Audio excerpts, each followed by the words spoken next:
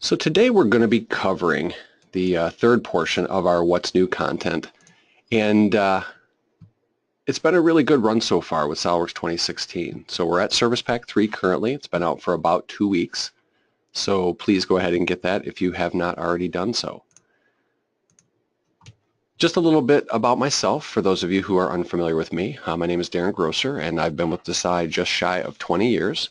Won Model Mania a couple of times, as did a couple of other guys I work with, John MacArthur, and Sean Bentley was in there, and Ryan Cole is also placed in the competition.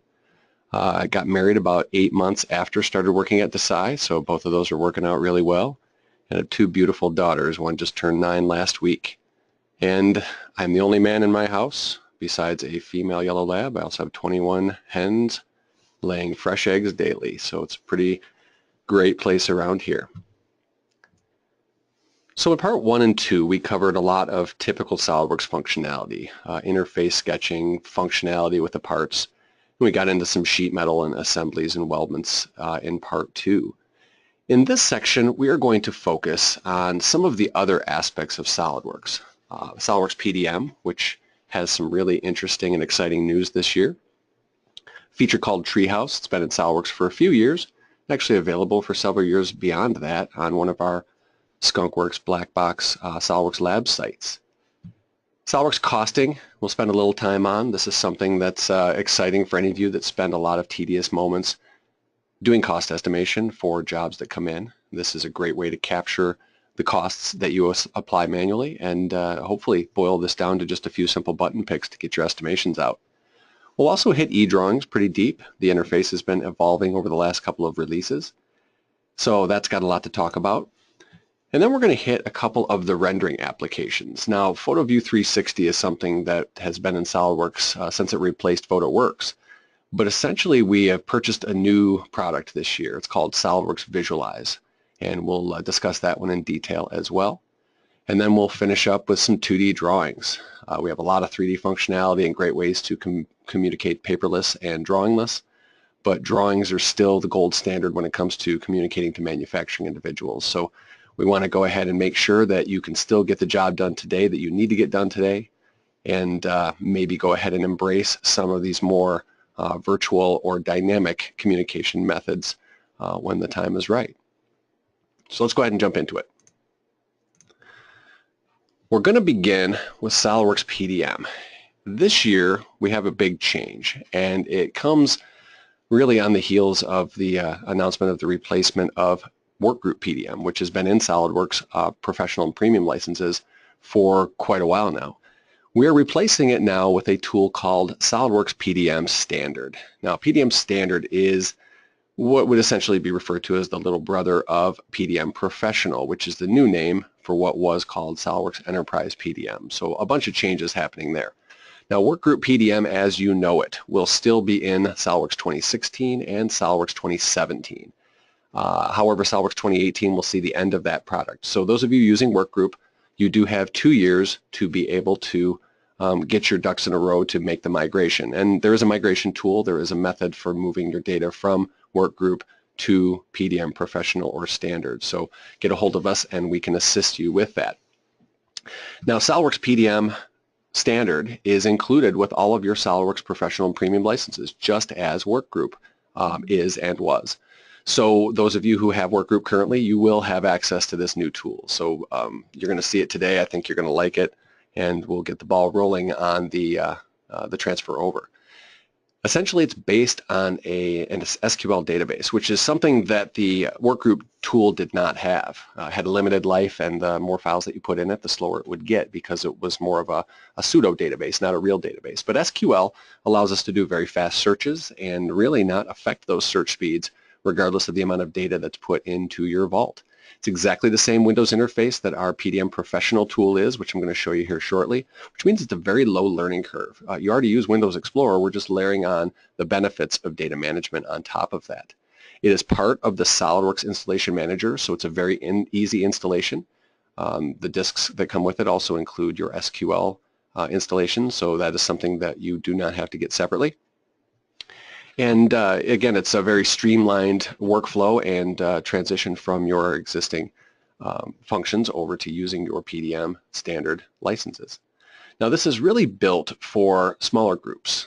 Obviously PDM Professional is a little bit more widespread because it still has things like vault replication, unlimited workflows and transitions, and some other things like this. But for PDM Standard, though it's based on the exact same architecture, it is limited a bit when it comes to the size. You want to be in the same location because there is no vault replication in this tool. And I know the slide here lists that it's only for Solidworks and draft site files, but the reality of this tool is it's built into Windows Explorer, and it's actually something that can manage revisions and history for any electronic document you have. So these could be renderings, emails, if you do any coding with Visual Basic or CNC code. These files can also be checked in and revised as necessary. It's that Solidworks and draft site have interfaces and toolbars built into them in order to interact directly with the check-in, check-out, and ownership process. So let's go ahead and take a look at exactly what this looks like. I need to bounce out of my PowerPoint presentation here for a second for that. So I'm sitting here on my desktop, and as you're looking at my desktop, and I know it's a cluttered one, I apologize for that, but basically what you do is you navigate to a normal folder. So I'm going to go to my C drive, and what you see here is a series of folders. Now these folders that look like little circular blue things, we call that a blueberry, and that is a local vault view. To access these locations, because they are secure, what you're actually going to see is the prompt for login credentials. Now if you're using Active Directory, we can link directly to that so that you won't have to do double login.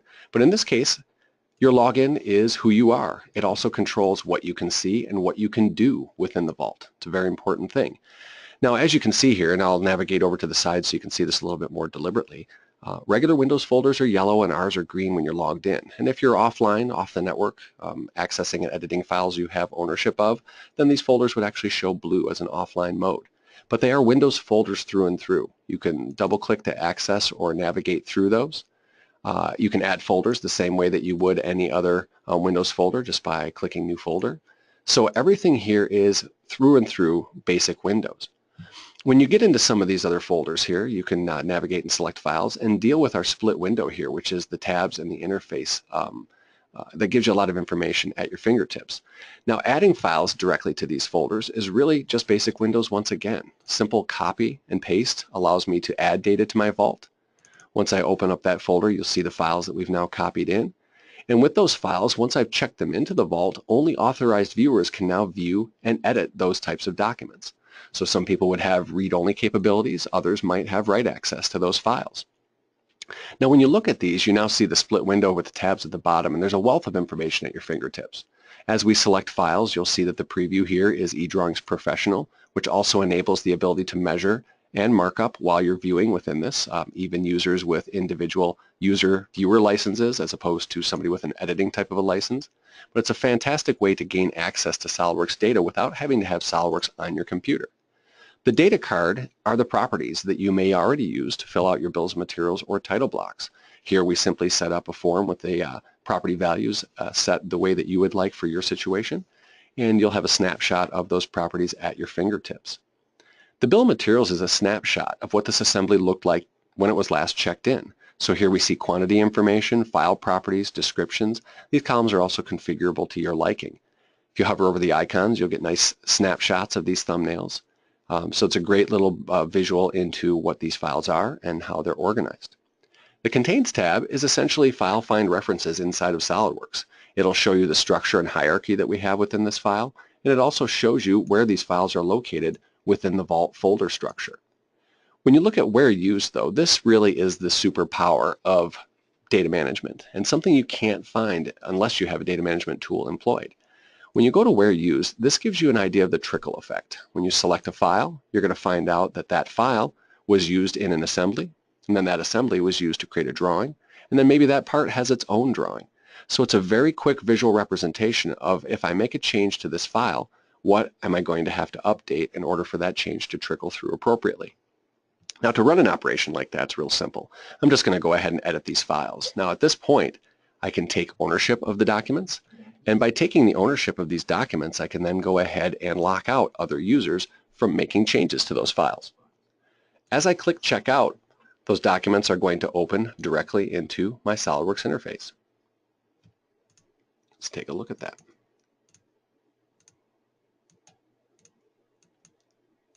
Excuse me 1 second. I had another file of the exact same one open. So let's go ahead and open those documents up.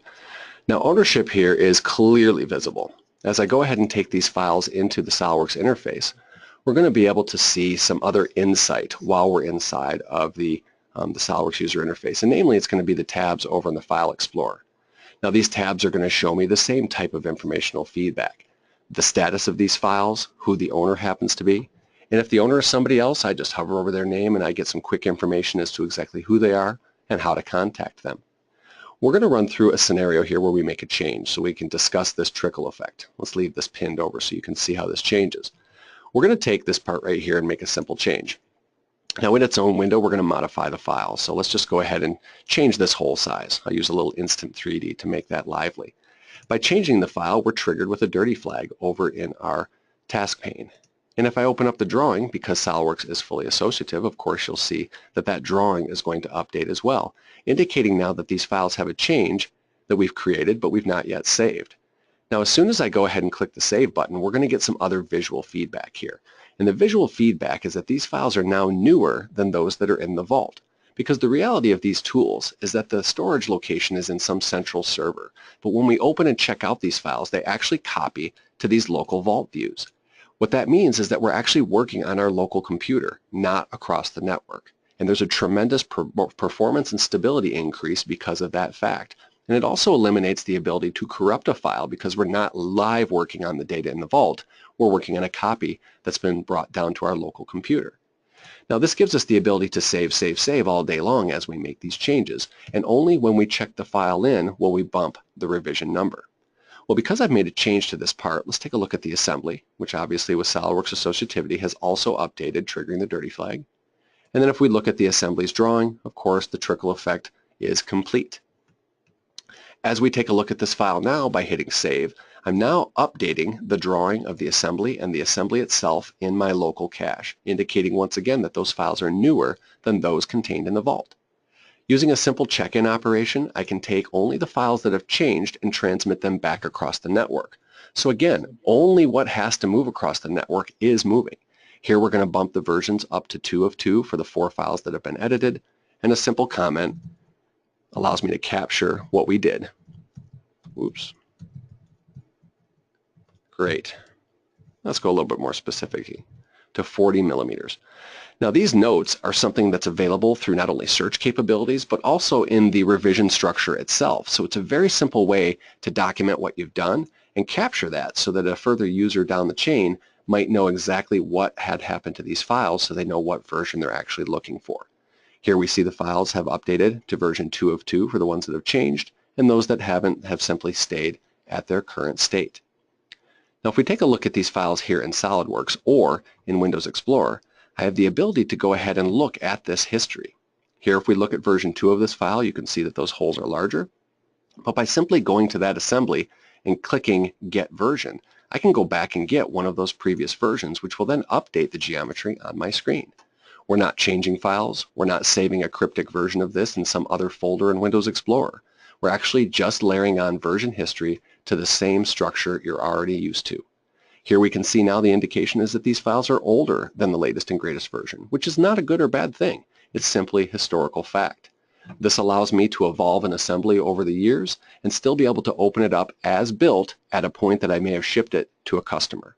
So it's a fantastic ability to do that. As we take a look at these files in Windows Explorer, what you'll also see is through that same interface, I can get the same type of information. Here are quick links, and our version column is going to show us those same icons, and our preview will confirm that we now have the assembly with the smaller holes. A little right-click, Get Latest Version, will update me to whatever the latest and greatest is of any of these files, and it will also update the preview for anybody that may not have access to Saladworks.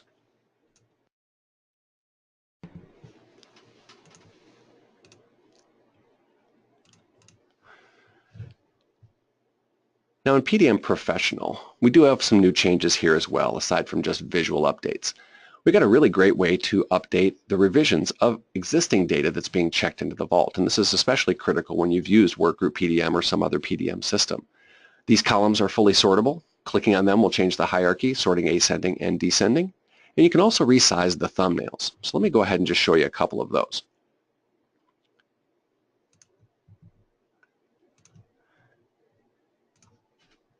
In this revisions folder, I have some files here that we've brought in from another system, and they currently have revisions set, but they've not yet been run through the workflow inside of Pdm Professional.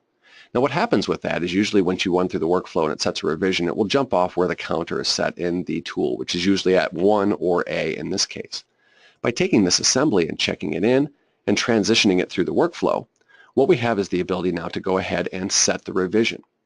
Now currently, if we go ahead and try to do that, what you're going to see is it would put it to the next revision set up by the Pdm system. But in this case, these files already have a property called revision that has a value associated. So we can choose to either start where our counter starts or use the value on the card. Now by doing that, I can actually extract all the values on the card and have them as the starting point for the revisions within our new system. Those files that do not have revisions set yet can be set by simply clicking the update, and all we're going to do is set revs. This will then check the files into the vault, and it will start them at the proper counting location as necessary. Now when we're looking at things like the bill of materials and we have these beautiful previews, you can now right-click on those and change the thumbnail size. I really prefer to use the large one, which will give us a much bigger version of that Windows snapshot.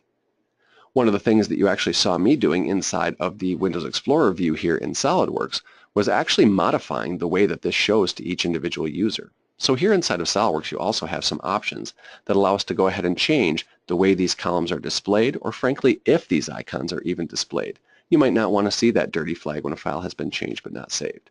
So a user has a choice of what they show and how it shows by adding background colors or more specific feedback, so that's just a much more clear experience.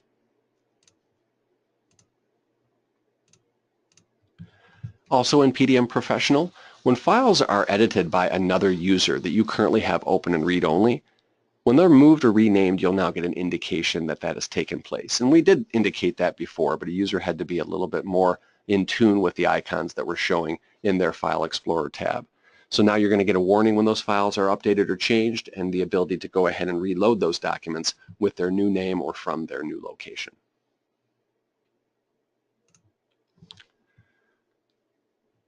Also a fairly new product to the SolidWorks installation, but again, it's been around for quite a while from our lab site. It's called Treehouse. Now Treehouse is a tool that will allow you to pre-create document structures. So if you have a manager or a process where you make an assembly and then you know you're going to have 5 parts in that and then adding some drawings to it, the Treehouse actually allows us to control that live. You can also use it to interrogate existing SolidWorks assemblies, which is one of my favorite ways to do this. So let's just go ahead and launch Treehouse, which I have down here on my taskbar. The Treehouse itself is going to open up and show you basically a blank structure, and I've opened it up twice here, so we don't need both of those. But what we see right now is just a very simple, clean interface. Now, if you're the kind of user that does those pre-configurations of assemblies, you can simply start by dragging an assembly out, maybe saying that you want to put a part into that. Maybe there's going to be 2 parts in that assembly. And then maybe we need a drawing for one of the parts and the assembly itself. The names can be modified currently. You can edit the properties. You can even add configurations right through this tool. Now when I go ahead and set this up, I can then go ahead and save this file out to either my Pdm vault or to a regular Windows folder, and it will then build these documents without any geometry, but with the links between them and the associativity already created. What I like to use Treehouse for is more of an interrogation situation. And the interrogation situation that we get here is the ability to go ahead and take a look at what an existing file looks like. Once again, I'm going to bounce out of my PowerPoint presentation here in order to show you this. When we go ahead and take a file that exists, in this case I'm going to go ahead and take a gearbox assembly. I'm going to take that assembly and drop it directly into my Treehouse. And what that will do is show us a nice visual representation of this file structure. When we're looking at our navigator with the ability to zoom in and pan, it allows us to see the hierarchy, the way the assembly is structured, and then beneath that, whether parts have quantities, and also the ability to edit and modify these things at this time. If we want to take our Treehouse structure and build a one-off assembly, we have the ability to modify and save new documents out of this. For example, a new revision of our gearbox. Now when I take a look at this file, you're going to see that it's now going to generate a brand new document. We can also use this to then go ahead and maybe remove documents from the structure, or go ahead and add additional documents if necessary at the top level of our hierarchy. By taking this file and exporting it directly into SolidWorks, it will then create a new assembly a new subassembly, a new part below one of these assemblies, but then utilize the existing data structure that was in the previous assembly. It's a tremendous way to be able to reuse data, but create one-off assemblies with already a nice kickstart to your design structure. This is located in your SOLIDWORKS install directory under your program files, down to SOLIDWORKS tools, and you'll see that right where you'd see things like SOLIDWORKS RX and our other utilities like your toolbox configurator.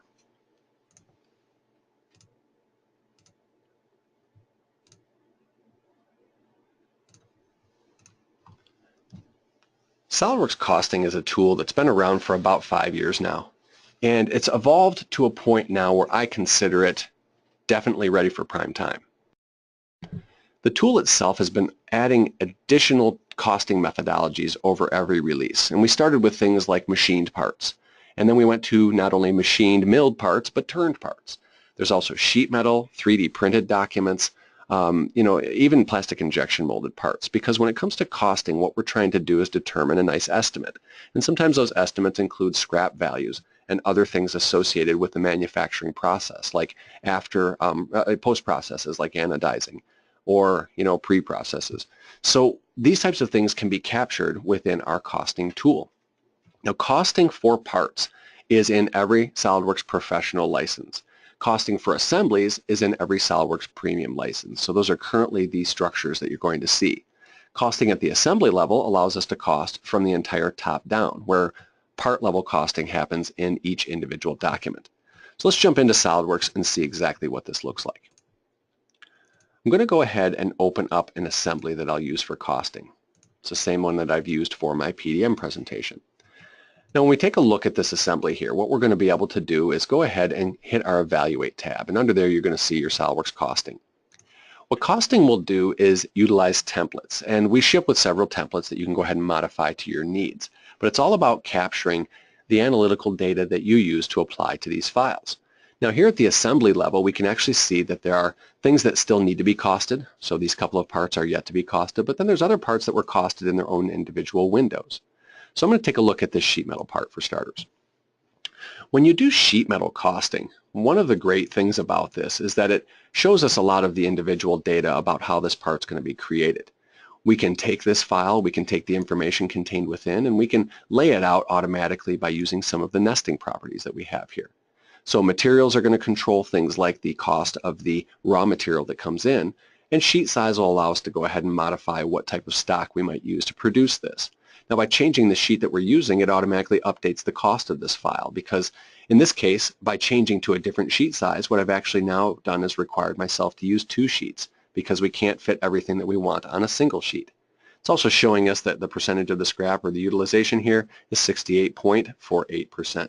By switching back to the original sheet, you'll see that I can use one single sheet for this, and my percentage of utilization has gone up, which again will lower the cost. By looking at this, we can also go ahead and see information about the part itself. When you look at things like cut paths, it'll give you a great individual estimation of each of the cuts. And when you're talking about these types of properties, these are dollars per inch or dollars per centimeter, if you will. So there's a cost associated with every linear path that we have right here. This one just happens to be 1.1 cent per millimeter. When you're looking at a part like this, we also do some rudimentary bounding box nesting. Now this doesn't utilize the algorithms that more high-end tools would use for this, but for the 85% of the functions that need to be done here, this tool is more than sufficient. By showing the bounding box nesting, it'll show us the layout of this part on the stock size that we've chosen, and again the scrap area that we have available to be used for other nesting operations further down the line. So the part that we're using right now is going to be about $12.82 in order to produce. Now moving back over to the assembly, we can see that we have a couple of other parts there, and I want to look at some of the changes that happened to milling. One of the things that happened with milling in previous releases is you had to be a little bit more aware of what was taking place with some of the geometry. Excuse me. One of the features that we have here, and I know this just because I'm very intimate with these files, is a hole that we have here that's actually oversized hole. This one right here, if you pick on it, it's a 26 millimeter hole. Now by opening up my tab over here in my feature manager, I actually see an error, and that error says that we do not have a drill in our crib that's associated with that size. Now I had to be very aware of this in SOLIDWORKS 2015 and previous. What also happens commonly with milled parts is that we don't start with a part that's cut exactly the shape that we're looking for. Typically what might happen is you'd add a little bit of stock to this. You can see that as I'm adding stock over here to the sides, it's also updating my cost value because that's now changing the scrap that we have from this part. Last but not least, a part like this is made of a particular material and we might want to go ahead and apply some sort of custom operation or post process. That will be done manually by adding something that we have within our template like anodizing, water jetting, or drilling. Well, SOLIDWORKS 2016, we can now capture all of that intelligence in a new rules-based costing template. When we take a look at this template here, I'm going to go ahead and grab one that has rules defined. What you'll notice is that my scrap or my blank is actually going to be a much more clean fit, something that's going to be based on a specific value. You'll also notice that right here we have a hole that no longer shows in the holes. It's actually been automatically dropped into a milling operation, and it's been turned into a circular pocket. Again, because no drill size matches that will be the only way to physically manufacture this. Down at the bottom, we also have a custom operation, and the custom operation happened to be zinc plating. Now all of this information is captured within the template editor, and this is where we put in all of the intelligence. What we're doing in this one here is we're adding rules. Now the rules in this particular operation were that if I have holes that are larger than 20 millimeters, we convert those to milled circular pockets. We go ahead and zinc plate parts that are chosen from a steel or plain carbon steel material, and then we automatically go ahead and add 2 millimeters of stock around this entire part when it's made of block material. You can add rules to this on the fly if you'd like to. You can call it whatever you want. And then with that material, we can then go ahead and select the type of category, which would be an if or an if-then. By doing that, we can then use the rule structure that's been applied with this file. If has very few. If-then is going to have a little bit more because then there's going to be a secondary operation. So we set those up to be as specific and as dynamic as possible for your situation. Again, this part has now been changed. Let's go ahead and move back to the top level assembly. So here when it comes down to assembly costing, this is where we can trickle this right from the top to the bottom. We have parts that I've not yet costed. We have some that we're going to utilize the existing costing data on, but we also have things like toolbox components down here. These are purchasable standards that we can apply a value to as well. So if I buy these from McMaster-Carr, I want to go ahead and say that my self-clinching nuts are 18 cents each. We can also go ahead and take any purchase parts and give them just an overall value if we want to. So a couple of different ways to capture that. When all is said and done, we just have to begin costing from the top level, and that will take existing values as well as parts that are yet to be costed, and it will roll them up into one comprehensive assembly. We see over here in the tree that we have the value for each calculated component and what they will cost.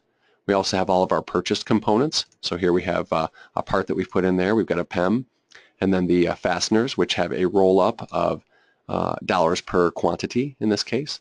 And then the toolbox components that we've done here. So there's 18 cents times 4 components for an overall cost of this assembly of $328. Now one of the other things that was assigned here at the assembly level was an assembly operation, and this happened to be $4 per part at a quantity of 28 parts. So by taking some time and getting into these templates, you can then go ahead and capture the types of things that are dollars per operation. And by spending the time in these templates, you can boil down your costing operations to just a few button clicks. When this is all done, we want to go ahead and be able to communicate with other users. So we simply click our report tool, fill out a few key variables here, and click Publish. This will then create a Microsoft Word document from a template provided by SOLIDWORKS that's fully customizable with your logos and address information. And once this report is generated, you'll see Word pop up on my taskbar down there at the bottom. So costing, again, for parts is in every SOLIDWORKS Professional license, and it's also assembly costing in every premium license. So here you see my values in there. We see the top level costing information, as well as on the second page here, an individual part breakdown for every single component, as well as the individual cost and total for those components. Down at the bottom, we'll get a complete run-up for everything that's been calculated for purchased toolbox and calculated manufactured parts, as well as the methodologies used for each of those. So this is a great way to communicate what you need to do and really take some of that time away from that really tedious and very labor-intensive task of cost estimating these types of assemblies for your process.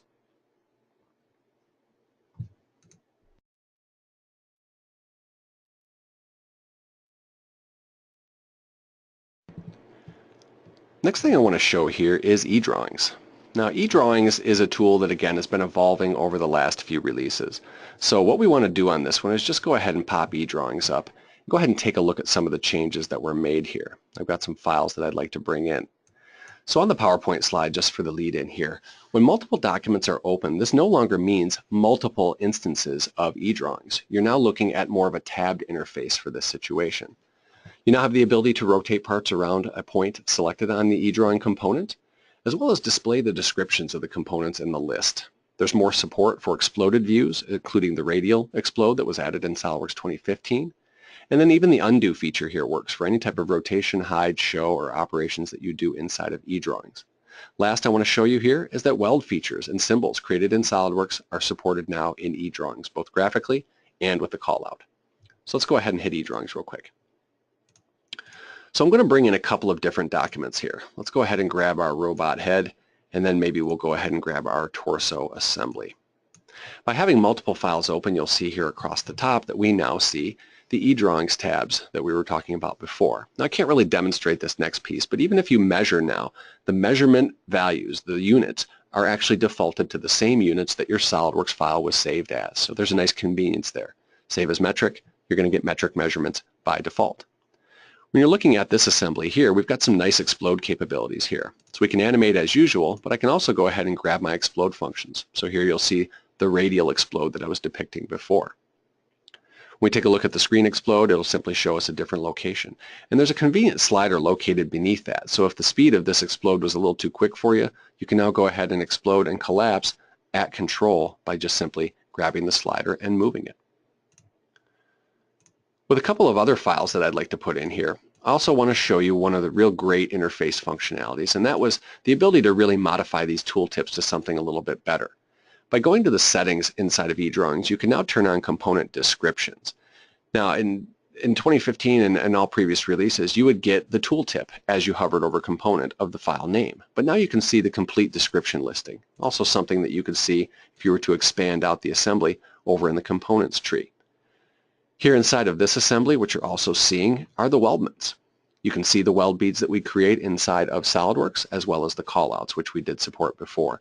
But the graphical representation of those weldments is really a fantastic addition to this. As I mentioned, anywhere that you look through, you're going to get the description of a component as well as what could be just a serialized component name. So it really helps for these verbose descriptions. On this assembly, what you're also seeing are the 3D views that we get from our Solidworks MBD functionality. By clicking on any one of these views, it's going to pull you to a position that was depicted and captured inside of Solidworks model-based definition. It shows you the 3D annotations used to communicate the actual assembly or a manufacturing process used for this particular file. This is a way that we can actually go full paperless and drawingless in order to avoid what is that tedious step of creating 2D drawings, only to have a user then have to recreate the 3D. So we're trying to avoid the process of taking these 3D files we create in Solidworks, flattening them to 2D, and then having somebody else then recreate them in 3D. As you hear me say it that way, you probably realize just how weird of a step that actually happens to be. But it's what we do in industry, and it's something that will be evolving and changing for those users that are a little bit more next level when it comes to utilizing these leading edge types of behaviors and processes. Let's get out of eDrawings there. All right.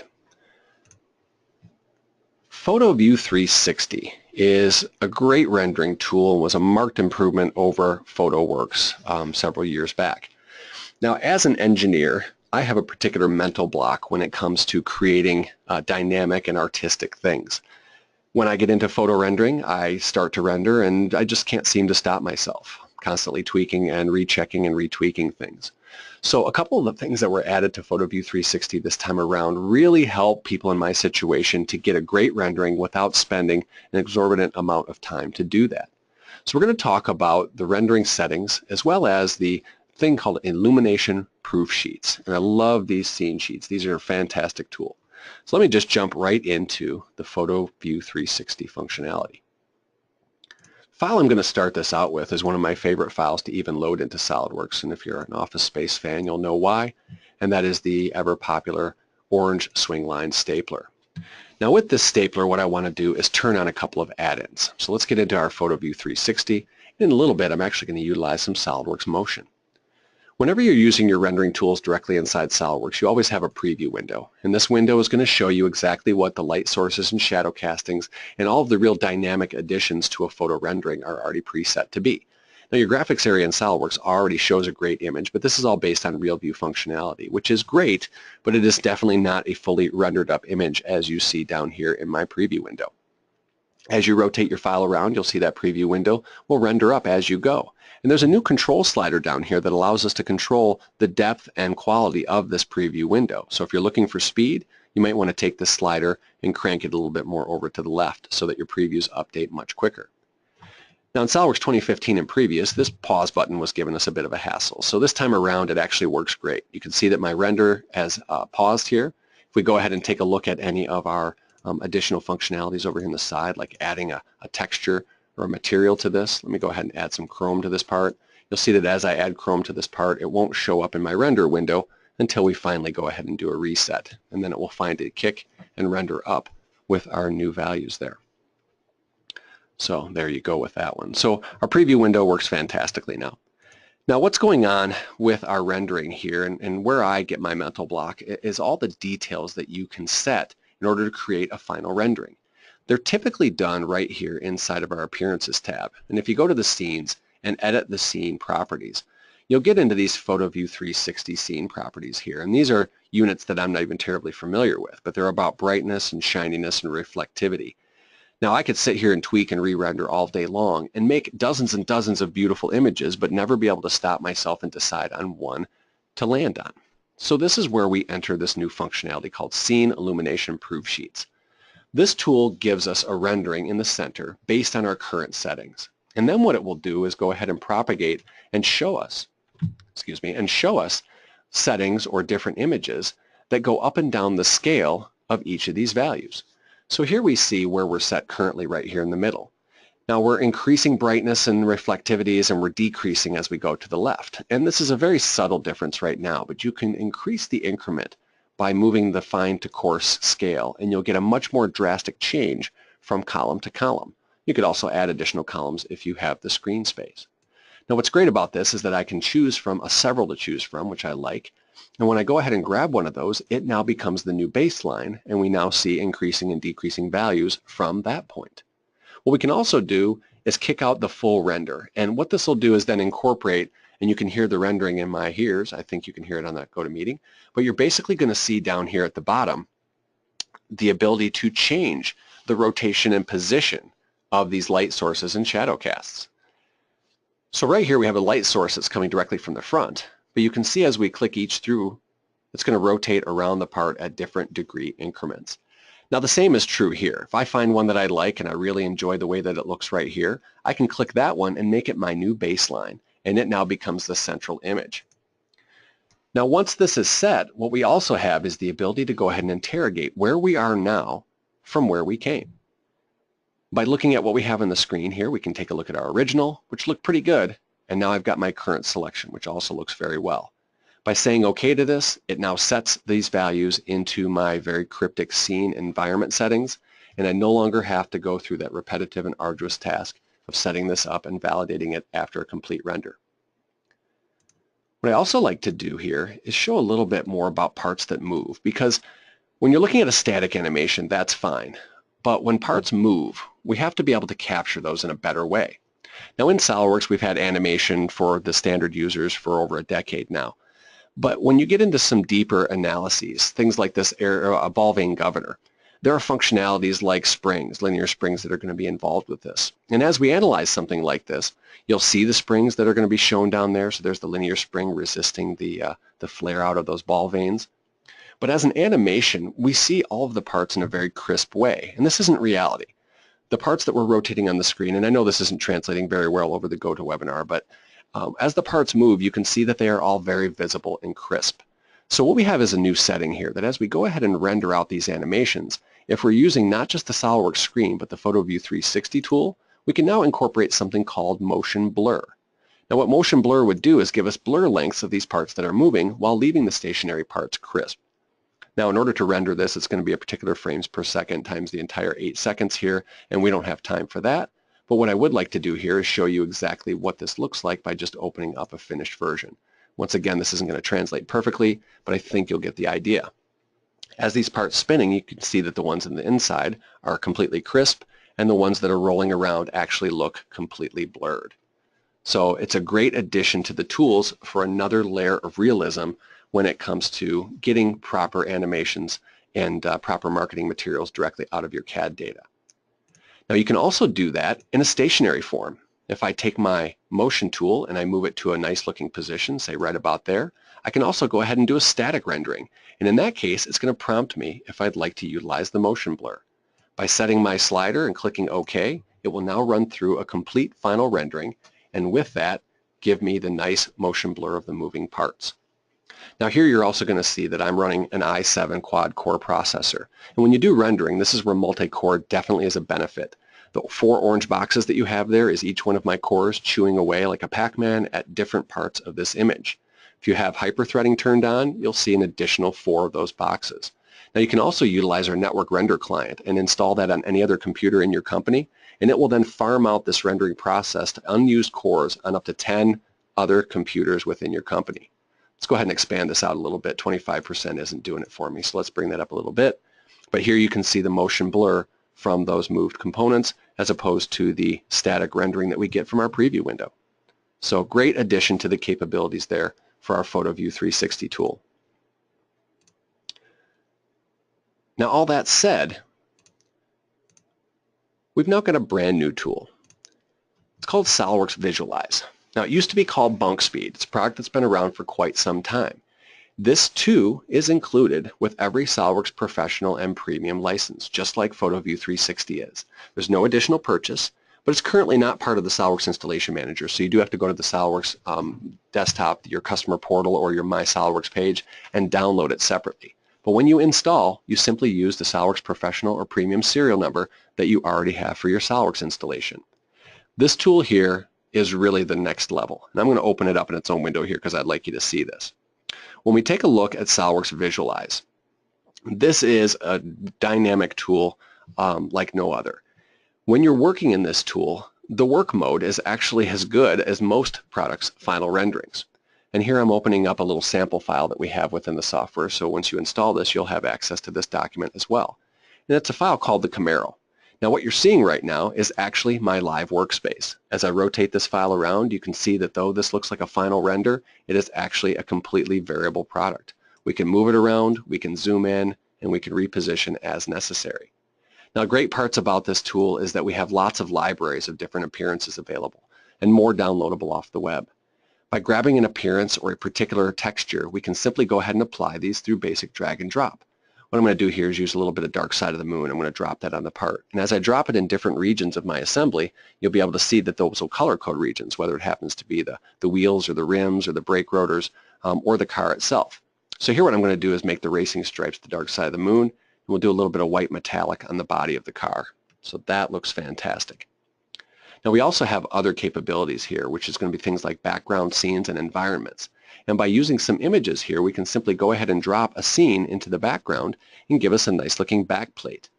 Now with that, I would then reposition my car to a more realistic zoom and position. And then from there, we might go ahead and even utilize some of the other functionality, which would be like our scenes or our environments. With this one here, I don't really want floor reflectivity, so I'd maybe want to go with a little bit more of a desert sun look to something like this. Or even go ahead and take a different backplate here. With my backplates, what I like to do is utilize things like different positions. So we'll rotate the car around to a different position, maybe utilize a little bit of roll within this and get that motor trend look there that you like to use. But what we also can do with these kinds of things is zoom in and position our parts and maybe add a little bit more scale. So not only am I positioning it and zooming in and out, but I can also change the perspective that we might see with a part like this. Now if I really want to go ahead and fully render this thing up, there is a higher order render that we can go ahead and click that says accurate, and that will continue the complete render up operation. But in any event, this tool is next level when it comes to rendering, but it's super easy to use. Even the interface that I'm utilizing right now is a little bit more complicated than a new user even needs to see. By clicking the space bar, You can boil this down to a very simple interface where you can start by importing your CAD data from many other CAD systems, painting it by placing appearances and textures, modifying the scene, and then placing your camera orientations. From there, you just render it out with the image type of your liking. Now, I want to show a few of the finished versions of this that I actually like quite a bit, and these are renderings directly out of Saladworks Visualize. We're looking at this one right here. This is the interior of a jet cockpit, and what we have is a light source coming from outside that has to bounce around inside the cockpit. It has no other choice, but it gives you a fantastic, realistic look.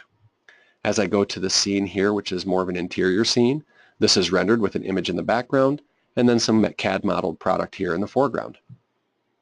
The jewels that you see here in these earrings will have you questioning every jewelry commercial you've ever seen on TV. Many of the things that you see there actually aren't existing product. It's much easier to create a rendering. In fact, a lot of the car commercials that you see are done using similar methodologies.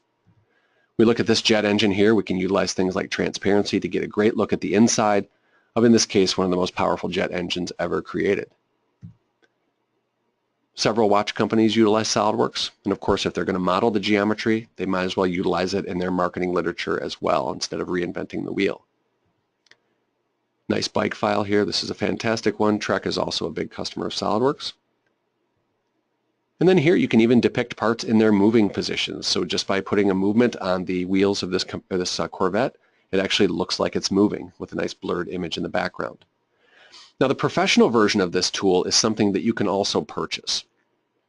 This tool here that you're seeing with rendering is a standard part of Saladworks Professional and Premium.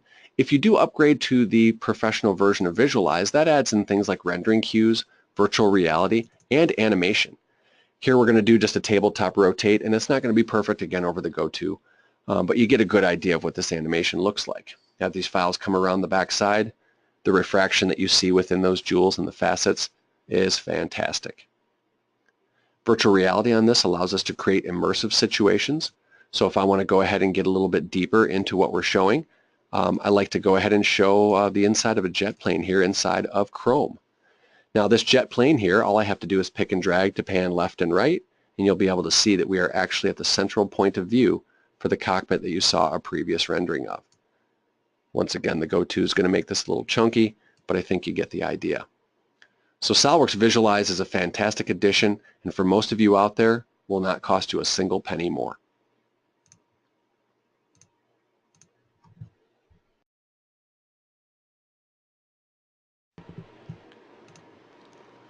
Last on our docket for today's What's New in Saladworks 2016 Part 3 are drawings. Again, this is where the rubber meets the road, and the most common function that people use to communicate their 3D CAD files for manufacturing. So we're going to talk about something new called a flag note bank. I'll just describe that as we go through it. Stacked balloons are much more convenient to utilize and can easily be rearranged now. You can also put properties on parts that aren't just for the part specifically or the assembly, but also can be depicted at the sub-assembly level. I'll show you that one. Quick access to the scale is now in the status bar, as well as a new border wizard that allows us to go ahead and recreate functional and usable drawing borders that we haven't ever been able to do before. So let's hop right back into Saladworks and we'll finish this up here with our drawings. So with this drawing file, there's a few things that I want to go ahead and deal with right off the bat.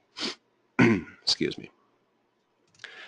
As you see up across the top here, this is a note, and something we've been able to create before visually, but not in the associative manner that you're about to see. By double-clicking and accessing this note, I can grab any bullet, or in this case numerically ordered line within the note, and simply add it to the flag note bank. By doing this, we can utilize other symbologies, so I can make it a nice little flag with maybe a triangle, and now that's going to be an associative flag with the note that we see here. Now to utilize that, I can go to any other part of this drawing and add in just a run-of-the-mill balloon, but not in a bill of materials status. This one here is going to be utilizing the flag note bank by simply selecting this check mark. When you do that, what you're now going to have is the symbology associated with the line that we just created. I can attach it to any component and place it on the screen. Now the beauty of this is that though we could create something visually like this before, it wasn't associative. So here if I go ahead and edit this note, let's take number 4 for instance, we'll change it to a circle square. And by changing it to a square with a circle, you'll see that those two notes that are already depicted on screen will associatively update. Now another great aspect of these is even if you can't see the note bank itself, by hovering over the note you're going to get the tooltip of exactly what that note says, no matter where you happen to be on the screen. Down below this you see the stacked balloons. Now stacked balloons have been difficult to use up until about Saladworks 2014, and they've gotten progressively easier. Here I can put the stacks in whatever order that I want, and when you basically drag a balloon around you're going to get a movement, but by holding shift you can then reorder those balloons within the stack. Not only can I do that, but I can also use shift to pull balloons out of the stack, and it will simply associate an arrow and a leader to the part that they represent. By using shift again, I can take those same balloons and put them back into the stack. I can even take the note that we just placed there and also add that to any position within the stack we choose. Now notes associated with properties are a very powerful way to put things on drawings that will associatively change if they're modified in a part file or in the data management system. Here if I go ahead and place a note on a part like this, I like to position these notes, but I don't like to type anything. What I really want to do is link to a property.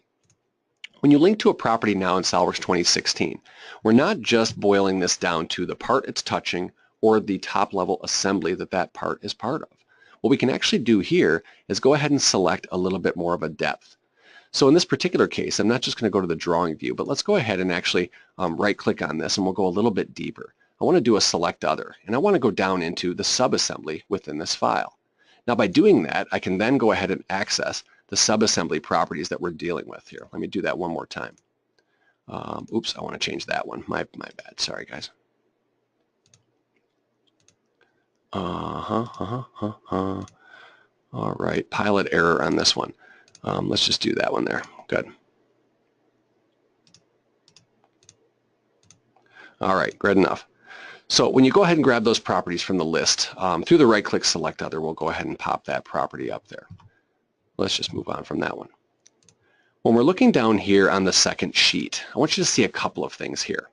First thing is that these views are completely out of scale. Now instead of drilling down into the properties of this sheet, what we now have is the ability to go ahead and grab that property directly from the status bar. So it's very quick and convenient to change the entire sheet scale without going in and out of dialog boxes. Another behavior that's now been addressed here is when you try to add dimensions between features on these parts, and you do a potential mispick.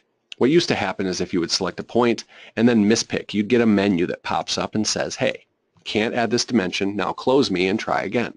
Well, essentially I can click all I want, and it's only waiting until the point where I actually have an appropriate entity to complete the dimension. So you'll no longer see that annoying box popping up. Also on this drawing, I want to deal with the title block a little bit, because a few things that we've added over the years really utilize things that I think a lot of us have forgotten how to use, and that's these tick marks that are in the title block borders associated with old DWG files, manual drafting, or even the Saladworks templates that we've always had. We added something a couple releases back called zone lines, and these zones are a way to find things from one sheet to another by simply clicking and showing what zone they happen to be in, what sheet they are, and what X and Y position essentially they are. But you'll notice that these zones don't match up with the tick marks that we have here. Well, these borders can be completely recreated to your liking, and we're going to do those by using our automatic border function. To do this, let's first go ahead and edit the sheet, and then I want to turn off one thing here, which is the title block. We really don't need this down here right now, so let's just hide it for the moment. Now we start this process by clicking automatic border, and when we do this, I can delete things. Well, the thing I like to delete is just window select absolutely everything. And you see our selection window here shows you absolutely everything that we just got. By deleting it and clicking next, we now start over. We start over with a border that we can define the positions, the number of columns. You see that my zone lines are now completely in tune with those tick marks. We also have the ability to go ahead and modify the display and how these things look. So if I want to extend or retract some of those lines, or even go ahead and remove these midlines if we'd like to, we can deal with those on an individual basis. When we click next, the last stage I like to do here is something called a margin mask. Now I'm going to do this because I actually have some nifty things in my title block over here, and I don't want to see the A, B, and C or the 1 and the 2, but I don't need to delete those individually either. When we finally say OK to this, we're met with a really nice looking title block border. I'm going to go ahead and tweak that just one other step here because I would like those just a little bit bigger on this side. That looks clean. And now what we have is a clean margin over here on this side. And the reason I did that is because in my title block, I've actually got these beautiful little vertical margin notes. That's a great place to store these notes because then you're not as concerned with the length of the path, especially when it comes to a file location type of property. Once we go ahead and finish the editing of the sheet, we'll be able to see the rest of the views brought back onto this drawing. Now the zones themselves I'd like to show you even here as well, even though this was a 2015 What's New. When you go to your View Layout tab or your Annotations tab, you're looking for something called a location label. Now this allows us to go ahead and select on things like parent and child views. So if I take my Detail View B here, it shows that its child view is actually on Sheet 2, where we currently are, and in Zone D4, which is right here in the middle. Now if I pick on the Detail View itself, it'll also show that its parent view, and the antithesis of that is going to be in Zone C6. But they're both on Sheet 2. Well, in order to demonstrate this one, what I want to do is take my detail view from Sheet 2 and just simply drag it over to Sheet 3. And you'll notice that this balloon will then update showing the same zone, but the different sheet that that view lives on. So it's a great associative value for finding things in what could be very large, muddled, or dozens of pages within a 2D drawing. So with that, we covered a lot of Solidworks Pdm, both Pdm Standard and a little bit of Pdm Professional. We talked about the Saladworks Treehouse. Saladworks Costing, something you really might want to look at. If you took a look at it a few years back or even last year, take a look at it again. It's definitely worth your time to put into the templates. It will get you that time back in tenfold. eDrawings interface has improved to now be a single interface with tabs and much more information from the tooltips. Photoview 360 has improved so that now even non-artistic people can get a bunch of choices to go from instead of having to set things up and hope for the best. And then Saladworks Visualize, which is now included with every Saladworks Professional and Premium license, gives you premium rendering capabilities within a separate interface. And one thing I didn't mention about that is it does not tie up your Saladworks license. So you can have this in the hands of a marketing person while the engineers continue on their job with their Saladworks license fully utilizable. And last, we did Saladworks Drawings. A few great new additions to the 2D interface where we create our 2D manufacturing and production level drawings from our 3D parts and assemblies.